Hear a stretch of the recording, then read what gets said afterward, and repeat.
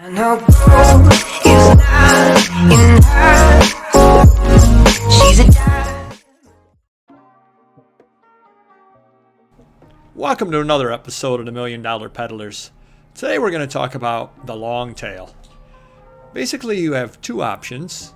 You can go for the short tail or the long tail. I read a book once, and basically it said in there you have to figure out whether you want the short nickel or the long dime. It's another way of saying how quickly do you want to get your money back. Obviously, the longer you wait, the more money you're going to get because you're breaking it up and you're piecemealing it. And there's no right answer, of course, to that. Sometimes you might want to just flip it, especially if it's something or other that you don't generally deal in or just don't have the room for it, et cetera, but you know it's a good deal. You pick it up, you flip it to somebody else, and let them make the long tail money on it. Other times you may just look at it and say, hey, I can go long tail, especially if you're dealing with things such as postcards, sports cards, things like that. They take up so little space. Long tail those all day long, as long as you've got things that'll sell, of course, because the fees will eat you up at a nickel per item over years and years and years. And I hear a lot of other people on here talking about their long tail, and they're selling things that take a year or 2 years, and a lot of times that's actually short tail.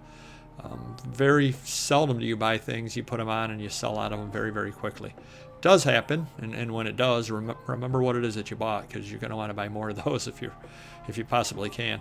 But otherwise, things tend to be long tail. Just this past week, I sold 2 items that I have listed since 2008. That's 12 years. That's what you'd call a long tail. And I actually didn't end up making any money on them by the time you figured all the fees in, but they were downstairs, packed away. It wasn't worth my time to find. So what I usually say on things like that, I just take whatever offer is made on them, and I say it's time to stop the bleeding on them. Got 15,000 items up, and some of the items take a lot longer to sell than other items do. Hopefully, I don't have very many items up from 2008 still, but it does happen from time to time. So basically, one of the things you need to ask yourself, though, is why are things long tail versus short tail? A lot of times it's just you have something or other that just has not found the right buyer. If you pick up something obscure, a lot of times that ends up happening. Another thing might be the market's flooded and you're asking too much on it. You can end up holding on to it for years and years and years at that point. Well, people buy other people's items as well. So you have to ask yourself, though, is it long tail because it's just takes the right buyer, or is it long tail because it doesn't really have a buyer? And unfortunately, sometimes that happens. A lot of the items that take forever for me to sell have been listed a long time, and eBay's had a lot of changes throughout the years. So the picture may not be the quality that eBay wants at this point. Because it's been on so long, it may not be very high up in search. That particular item might be difficult to find for people. Perhaps I wasn't using the right keywords. At one time, eBay had a shorter number of words or letters that you could use in the title. Maybe it doesn't have a very good description on it. Back when there was no condition box on there were no drop downs. So obviously, if I have something that was listed before there were drop downs and before there was a condition box, I don't have those things filled in. Those attributes are not filled in. Long time ago, again, some of these items I had for 2008, 2007, I may not have been using calculated shipping at that time. So the international buyers may not be able to see it, or they may need to ask me what it was, because when I first started, how much the shipping is. When I first started on there was no such thing as calculated shipping. And again, I could take the time to go back and revise all those various items. But that's a lot of work, and the items are listed, and I like to just let them sit, because I've got new items that I do believe will sell a little quicker. But I am throwing money away every single month, and that's where you got to start weighing it out.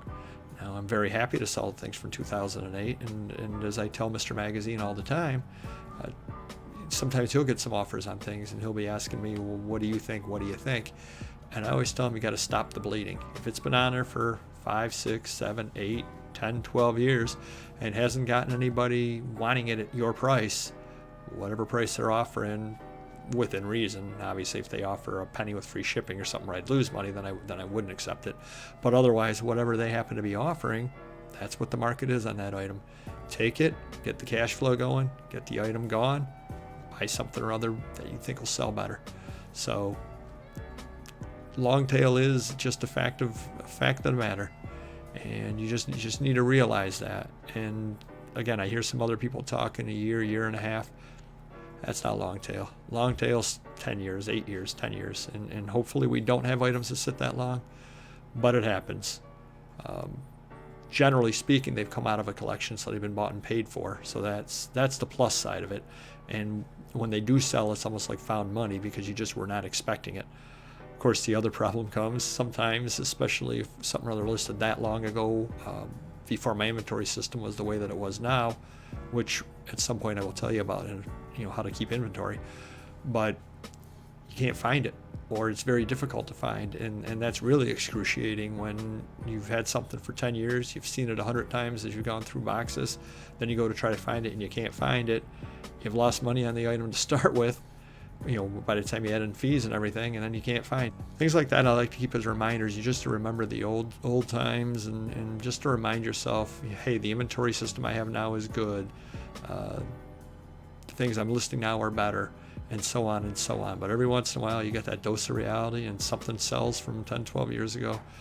A lot of times, hopefully they'll make you an offer on it, and then you can go try to find the item first. And if you can't find the item, then you deny the offer, because of course you can't find it, you don't know where it is.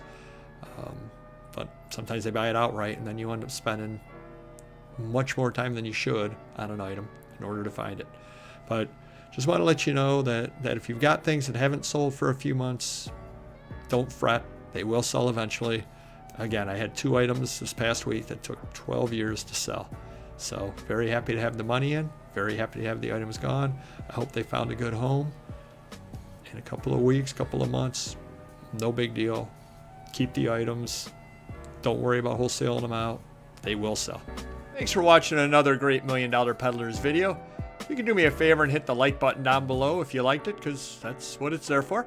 And don't forget to subscribe to the channel and hit the bell icon. That way you'll get notifications every time we put up a new video. Thanks.